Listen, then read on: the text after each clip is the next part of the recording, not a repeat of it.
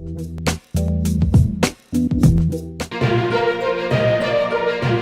మంత్రి నారా లోకేష్ ఇటీవల తీసుకుంటున్న చర్యలు రాజకీయ వర్గాల్లోనే కాక ప్రజల్లో కూడా చర్చనీయాంశంగా మారాయి.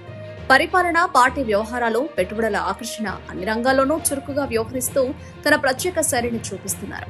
ఇదే సమయంలో క్రీడలపై, ముఖ్యంగా క్రికెట్ పై ఆయన చూపుతున్న ఆసక్తి మరింత ఆకర్షణీయంగా మారింది. టీడీపీని సమన్వయం చేయడంలో, కూటమి రాజకీయాలను సజావుగా నడిపించడంలో లోకేష్ కీలక పాత్ర పోషిస్తున్నారు. కేంద్ర నాయకులతో సాన్నిహిత్యం పెంచుకుంటూ రాష్ట్రానికి పెట్టుబడులు తీసుకురావడంలో కూడా ముందున్నారు. ఈ క్రమంలోనే క్రీడల అభివృద్ధిని కూడా తన అజెండాలో భాగంగా మార్చుకున్నారు. ఇటీవల అంతర్జాతీయ క్రికెట్ మ్యాచ్లను ప్రత్యక్షంగా వీక్షించడం, భారత జట్టు జెర్సీతో కనిపించడం ద్వారా లోకేష్ క్రీడలపై తన ఆసక్తిని చూపించారు. క్రికెట్ అభివృద్ధి కోసం అంతర్జాతీయ సంస్థలతో సంప్రదింపులు జరపడం, ప్రముఖ క్రీడాకారులతో సంబంధాలు పెంపొందించడం ఆయన వ్యూహంలో భాగంగా కనిపిస్తోంది. ప్రస్తుతం భారత్ లో క్రికెట్ కు అపారమైన ఆదరణ ఉంది. దీనిని దృష్టిలో పెట్టుకుని ఆంధ్రప్రదేశ్లో క్రీడా మౌలిక వస్తువుల అభివృద్ధిపై ప్రభుత్వం దృష్టి సారించింది.